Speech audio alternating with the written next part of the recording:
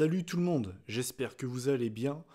Aujourd'hui on va se retrouver pour une vidéo bonus, hein. À la base c'était pas forcément prévu que j'en fasse une vidéo, c'était prévu que je regarde le show, mais je m'étais pas forcément dit que j'allais en faire une vidéo. Et au final je me suis dit tout simplement pourquoi pas en parler, hein, de toute façon. Donc aujourd'hui je vais parler de Wrestle Kingdom 12, donc le show de la New Japan Pro Wrestling, hein, considéré un petit peu comme leur WrestleMania. Donc, qui s'est déroulé la semaine dernière. Je l'ai regardé en plusieurs fois parce que j'aime bien le catch, mais très clairement, je préfère le regarder en plusieurs fois. C'est ce que je fais également quand je fais des reviews d'anciens pay-per-view de la WWE. J'aime bien regarder les shows en plusieurs fois. Là, c'est ce que j'ai fait. Donc, je préfère quand même faire des précisions avant de commencer à donner mon avis sur le show. Déjà, de 1, ce n'est pas une review à proprement parler. Je vais pas m'attarder aussi longtemps que pour les pay-per-view de la WWE, je vais pas donner non plus la durée des matchs, je vais pas donner des notes au match non plus. C'est plus en fait donner un ressenti personnel sur les différents matchs de ce pay-per-view. Et je préfère également le préciser, je ne suis pas un grand adepte de la New Japan, c'est-à-dire que je ne regarde pas chaque semaine, je ne regarde pas les weekly. J'aurais pu vous dire ça en 2016, parce que j'ai quand même regardé les principaux pay-per-view en 2016. Mais en 2017, je me suis un petit peu attardé que sur Wrestle Kingdom et j'ai regardé, je crois, genre 3-4 matchs du J1 Climax. Donc, est-ce que je peux dire que je suis un gars qui suit souvent la New Japan Pro Wrestling?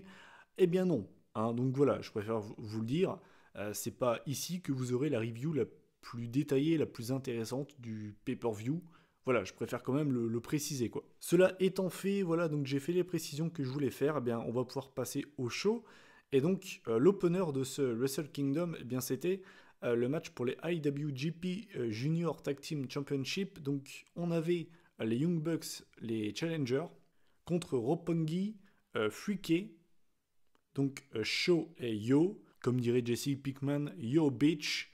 Alors, faut savoir une chose, c'est que même si je ne suis pas souvent, je connais quand même presque tous les catcheurs que j'ai vus lors de ce show. Et les seuls catcheurs que je connaissais pas vraiment, c'était justement Roppongi Freaky. Je connaissais Rocky Romero du coup, je connaissais Roppongi Vice. Mais c'est vrai que les catcheurs, donc Show et Yo, je les avais jamais vus en action. Je sais on m'en avait dit du bien, mais ça s'arrêtait là. Et du coup, j'ai trouvé que c'était un très très bon match par équipe pour commencer le show. Alors les Young Bucks, pareil, c'est une équipe qui divise pas mal. Il y en a beaucoup qui les aiment bien et il y en a également beaucoup qui ne les aiment pas. Moi, je les aime bien. Justement, moi je les aime bien parce que moi je pars du principe que quand tu vas voir un match de catch, c'est pour être diverti. Et si tu n'arrives pas à être diverti avec les Young Bucks, c'est quand même assez compliqué. Moi en tout cas, ils me divertissent parce que je les trouve drôles et parce que ils sont quand même très très bons dans un ring, faut pas non plus déconner. Et puis voilà, ça a donné lieu à un très bon match pour lancer le pay-per-view. Victoire donc des Young Bucks, donc Matt et Nick Jackson. Je crois que c'est la 7e fois qu'ils deviennent champions junior par équipe, donc ce qui est quand même énorme, enfin je crois. Et puis voilà, on a très très bien commencé le pay-per-view. Alors ensuite, le deuxième match, c'était un peu le match on fourre tout le monde, hein. C'était vraiment le bordel, hein. C'était donc un gauntlet match, stipulation qu'on n'a pas vue à la WWE depuis très longtemps. Donc pour les Never Openweight Six Men Tag Team Championship, donc c'est très long à dire. Et il y a eu énormément de catcheurs. Et on a notamment eu, alors attention, je vais essayer de tout vous citer.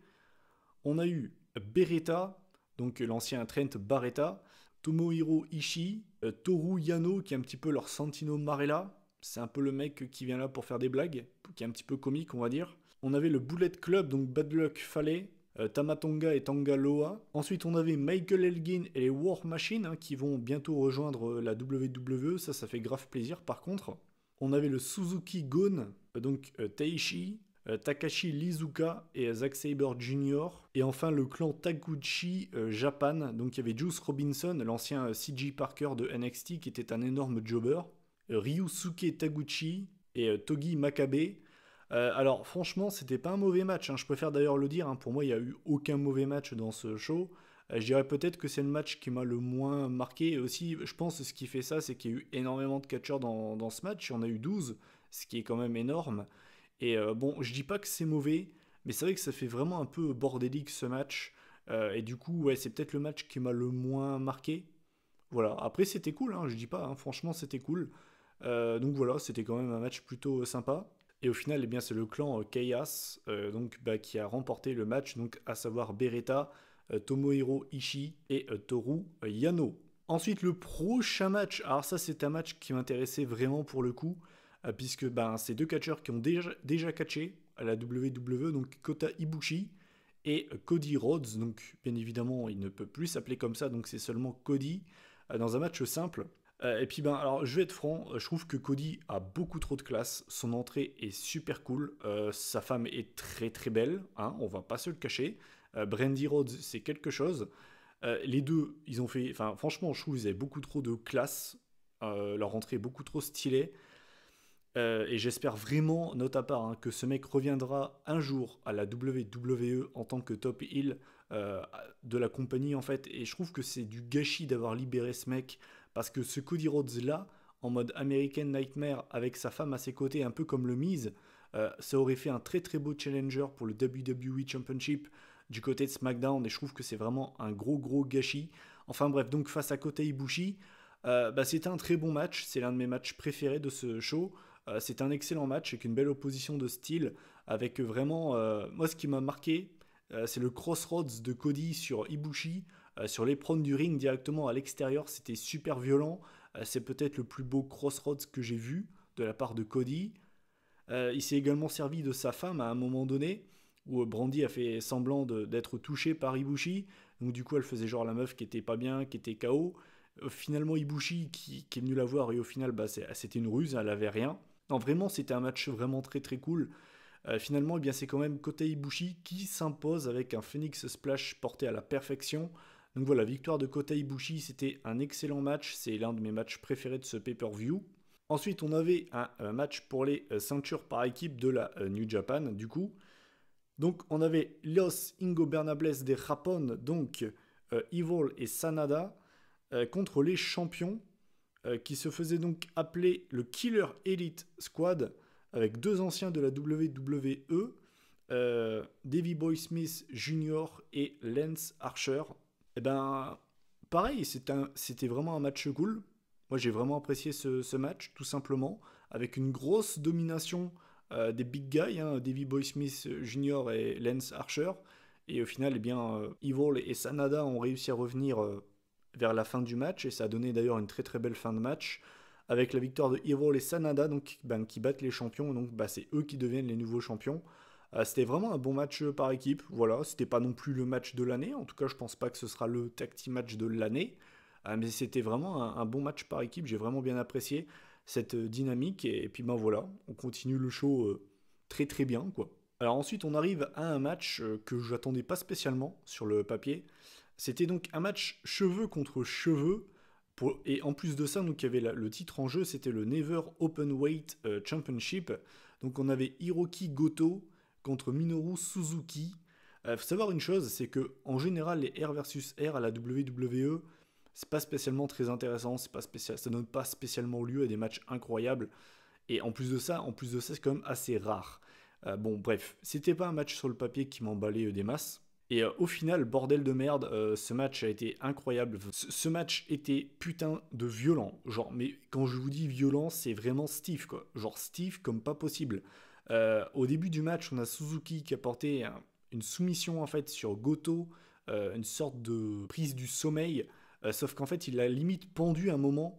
Alors qu'il était sur la troisième corde. Donc du coup, le corps de Goto, à un moment donné, pendait. Et on a vu à un moment donné les yeux de Goto, hein, donc suite à ça, Goto tombe. Et en fait, les yeux de Goto étaient limite rouges. J'étais pas bien. Je pensais vraiment que le mec était passed out. Mais genre vraiment, legit. Bon, finalement, le match a continué, mais j'étais vraiment pas bien. Pareil, à un moment donné, Suzuki, il a enchaîné Goto avec une série de droites. Un petit peu dans le même style qu'AJ Styles, comme il peut faire, vous voyez. Sauf que là, c'était beaucoup plus violent. Il y avait vraiment que des droites pour le coup. Et le mec l'a enchaîné à une vitesse, et d'ailleurs suite à ça, Goto saignait de la bouche, hein, c'était n'importe quoi. Mais finalement, malgré un match très très compliqué hein, pour Goto, et bien c'est quand même Goto qui s'impose et donc qui devient le nouveau champion, Never Openweight. C'était un excellent match qui était vraiment très très bourrin hein, pour le coup. Et donc du coup, Minoru Suzuki a dû se tondre les cheveux tout en restant très badass, hein, très clairement. Je crois d'ailleurs que ce mec est un ancien combattant de MMA, j'ai pas envie de dire de conneries, mais tout ça pour dire que c'était vraiment le match bourrin du show. Ensuite, on arrive pour moi, c'est le match. Hein. Pour moi, c'est le match de ce pay-per-view. C'était le Fatal 4-Way pour le IWGP Junior Heavyweight Championship. Donc, c'était un Fatal 4-Way. On avait donc le champion qui était donc Marty Scurll contre Will Ospreay, Hiromu Takahashi et Kushida. D'ailleurs, je voudrais poser une question comme ça, parce que je pense qu'il y aura forcément des gens qui suivent régulièrement la New Japan. J'aimerais savoir pourquoi Takahashi a changé de nom, puisqu'à la base, je me souviens qu'il s'appelait Kametachi. Et quand j'ai vu qu'ensuite il se faisait appeler Hiromu Takahashi, j'ai pas compris. Donc voilà, si jamais quelqu'un pouvait m'expliquer pourquoi il a changé de nom, ça m'intéresserait. Je m'endormirai moins con ce soir. Enfin bref, tout ça pour dire que pour moi c'est le match de ce pay-per-view. Très clairement, s'il y a un match à voir pour moi, hein, que tu sois fan ou non de la New Japan, c'est ce match. Vraiment, genre vraiment, c'était n'importe quoi. Celui qui me dit qu'il a pas aimé ce match, je me demande s'il est vraiment fan de catch, quoi. Genre vraiment, ce match c'était du délire, genre vraiment. Euh, à chaque fois tu pensais que c'était terminé, mais non, il y avait un gars qui venait casser le tombé. Will Ospreay, il a fait du Will Ospreay, alors pareil, ça c'est pareil, il y en a beaucoup qui l'aiment bien, il y en a également beaucoup qui l'aiment pas. Moi je dirais que je l'apprécie. Le talent du mec est indéniable, hein. Celui qui me dit qu'il est pas talentueux est quand même un sacré problème. Mais je dirais peut-être que par moment, il en fait peut-être un peu trop. Je sais qu'au tout début du match, pour esquiver un mec, il a fait genre un 360, enfin genre il a fait 3 roulés-boulés en hauteur avant de retomber sur ses pieds. Je me suis dit pourquoi en fait. Ça sert à rien ça. Ça pour moi, ça c'est vraiment pour en mettre plein les yeux au public, mais gratuitement en fait. Ce genre de truc, ça me dérange un petit peu entre guillemets parce que je trouve que ça fait pas très réaliste. Mais à part ça, je veux dire, le talent du mec est là, quoi. On peut pas vraiment s'en plaindre. Takahashi, j'aime beaucoup. Je l'ai découvert face à Dragon Lee dans un show de la ROH, je m'en souviens. Et le match était excellentissime. Marty Scurll, j'ai beaucoup aimé. Pour moi, le MVP, celui qui m'a le fait le plus kiffer, c'est Marty Scurll, qui était un petit peu en décalage, je trouve, avec les autres. C'est-à-dire qu'il n'était pas dans la flamboyance, il n'était pas là pour en mettre plein les yeux spécialement. Lui, il était là pour faire des coups de crasse. Hein. C'était vraiment pas l'opportuniste. Je dirais pas que c'est l'opportuniste ultime comme Edge, mais c'est vraiment le villain, quoi. C'est exactement ça. Le villain, le mec qui fait des coups de crasse. Il m'a régalé, vraiment, il m'a régalé, Marty Scurll. Vraiment, pour moi, c'est mon coup de cœur de ce Wrestle Kingdom. Il m'a vraiment fait kiffer. C'est pas la première fois que je le voyais catcher, mais voilà, il m'a vraiment fait kiffer. Et tout ça pour dire que c'était un excellent match. Et au final, bien, c'est Will Ospreay qui a remporté le match, qui donc devient le nouveau champion. Mais pour moi, c'est le match de ce Wrestle Kingdom. Ensuite, on arrive pour le match pour le IWGP Intercontinental Championship. On avait donc le champion Hiroshi Tanahashi contre Jay White. Alors autant Tanahashi, je l'avais déjà vu catcher, autant Jay White, jamais. En tout cas, en solo, jamais. Donc je savais pas vraiment à quoi m'attendre. Et je dirais que c'est peut-être l'un des moins bons matchs de ce Wrestle Kingdom. Alors attention, ça reste bon, c'est pas mauvais, hein. Mais c'est vrai que ouais, je m'attendais peut-être à mieux parce que Tanahashi, l'année d'avant, il affrontait Naito, le mec qui t'a fait un putain de match, hein. Et c'est vrai que cette année, Jay White. Donc du coup, je me suis dit, bon, est-ce que ce Jay White est excellent? Au final, bon, voilà, je dis pas qu'il est mauvais, mais c'est pas Tetsuya Naito, hein, faut pas non plus exagérer. Ça a quand même donné un match sympa, c'est pour moi l'un des moins bons matchs de ce show. Victoire donc de Tanahashi qui reste champion. J'ai rien d'autre à dire par rapport à ça. Et enfin, on arrive aux deux gros main events de ce Wrestle Kingdom. Le premier, c'était forcément, je pense que c'est le match qui a ramené le plus de non-fans de la New Japan à regarder ce show. Je pense, hein. C'était donc forcément Alpha contre Omega, Kenny Omega contre Chris Jericho pour le IWGP United States Heavyweight Championship. C'était dans un no DQ. Pour moi, ce match était excellent. Genre vraiment, je pense que je me le rematerai, je sais pas quand, mais je vais me le remater, ça c'est sûr. Parce que j'ai beaucoup aimé le travail de Chris Jericho, qui a été une vraie dick, hein. Il a fait des fuck au public, à Kenny Omega, il a poussé l'arbitre plein de fois, des gars également qui étaient là autour du ring. Il a également frappé un arbitre et son fils. Il a porté, je crois, à un moment un code breaker au fils de l'arbitre et lui a dit regarde ton père, regarde ton père. Enfin bref, il m'a régalé. C'est ce Jericho-là que je veux voir. Malheureusement, ce Jericho-là, on l'a pas vu depuis un bon moment à la VE. Je dis pas que tout ce qu'il a fait avec la liste du Jericho, c'était pas cool. Attention, je ne dis pas ça, au contraire. Mais c'est vrai que ce Jericho-là, c'est vraiment de l'or. Et puis ben, tout simplement, c'était une véritable brawl entre les deux. C'était super violent, c'était vraiment cool, vraiment. Enfin, faut pas oublier que Jericho, il a 47 ans. Ça m'a pas choqué au final quand j'ai appris que ça allait être un ODQ parce que je dis pas que Jericho n'est plus un bon catcheur, mais il peut pas aller comme un Kenny Omega, vous voyez ce que je veux dire. Il y a, je crois, genre 15 ans d'écart entre les deux. Ils ont pas la même condition physique, c'est normal. Jericho, il a 47 ans. Il a plus les jambes qu'il avait il y a de ça maintenant 15 ans, c'est normal. Et pareil, c'est Kenny Omega qui a pris les bumps, enfin, c'est lui qui a pris le plus de coups, notamment les chaises, tout ça. Même si Jericho s'est pris à un moment donné un V-trigger assez violent et ensuite il est tombé sur la table. Mais c'est Kenny Omega qui a pris le plus de risques, c'est normal. Mais je veux dire, par là, c'est que Jericho à 47 ans, il a fait une performance pour moi qui est assez ouf, quoi. Enfin, vraiment. Et il m'a régalé. Chris Jericho m'a régalé. Et c'est pas pour rien qu'il fait partie de mes catcheurs préférés. Je pense que je ferai d'ailleurs un top 10 de mes catcheurs préférés ever, parce qu'on me l'a demandé pas mal de fois. Et je vous dis, spoiler alert, il fait partie de mon top 10, même de mon top 5. J'adore Chris Jericho, c'est pas pour rien. C'est l'un des meilleurs de tous les temps, et il l'a encore prouvé lors de ce match, quoi. Enfin bref, tout ça pour dire que c'est Kenny Omega qui s'est imposé. Il a tenté une première fois son One Wing d'Angel. Finalement, Jericho a été chercher les cordes. Je pensais vraiment que c'était fini à ce moment-là. Finalement, eh bien, il en a porté un deuxième, mais ce coup-ci sur une chaise. Et voilà, donc voilà, victoire de Kenny Omega qui conserve son titre US. C'était un excellent match. Pour moi, c'est le deuxième meilleur match de ce pay-per-view, peut-être. Derrière le Fatal 4-Way, j'ai vraiment adoré ce match.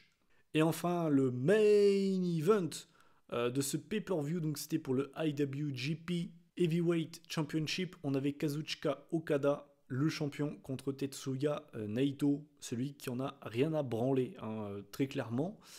Alors, le match, j'ai trouvé bon. Attention, c'est un excellent match, hein. J'ai trouvé que le match a mis un petit peu de temps avant de vraiment démarrer. Il a commencé, je dirais, assez lentement. Et je dirais que les 10 dernières minutes du match sont vraiment excellentes, genre vraiment excellentes. Ça vaut pas le Okada Omega de l'année dernière, par exemple, mais c'était un excellent match pour conclure ce pay-per-view. Et au final, eh bien, c'est Kazuchika Okada qui s'est imposé, qui donc reste le champion suprême de la NJPW avec son Rainmaker.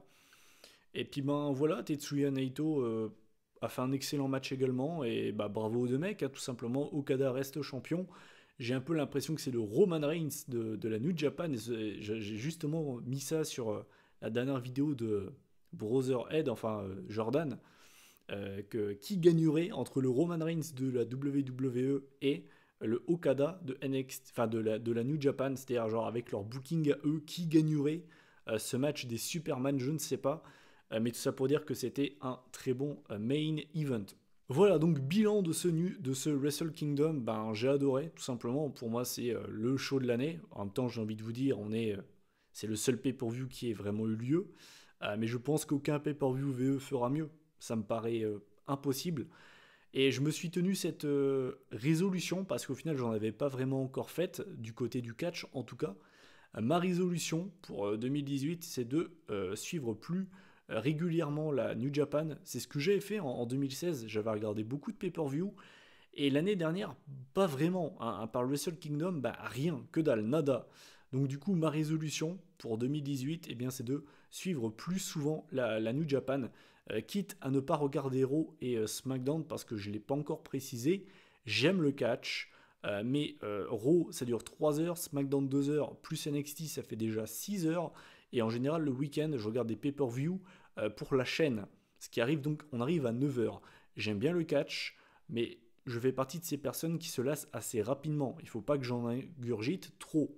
Et donc du coup, si jamais il y a un pay-per-view de la New Jap qui sort, je pense que je ne regarderai pas Raw et SmackDown en fait. Je regarderai juste les résultats, mais je vais essayer de tenir cette résolution parce que bah, très clairement, ça en vaut le coup. Voilà, cette vidéo est terminée, je préfère le préciser quand même, mais je fais cette vidéo sans m'auto-proclamer grand connaisseur de la New Japan, parce que ben, c'est pas vrai. Mais voilà, ça m'a fait vraiment plaisir de faire cette vidéo. Et puis ben, n'hésitez pas à donner votre avis sur ce Wrestle Kingdom, ce que vous en avez pensé. Quel est le match que vous avez le plus apprécié, celui que vous avez le moins aimé? Est-ce que entre guillemets, la surmise en avant de Okada vous dérange? Euh, et puis ben, si cette vidéo vous a plu, ben, peut-être que je le ferai pour les prochains gros shows de la New Japan. Et puis ben voilà, on se retrouve vendredi pour la vidéo review du Royal Rumble 2005. D'ici là, bonne fin de semaine à vous. Salut tout le monde.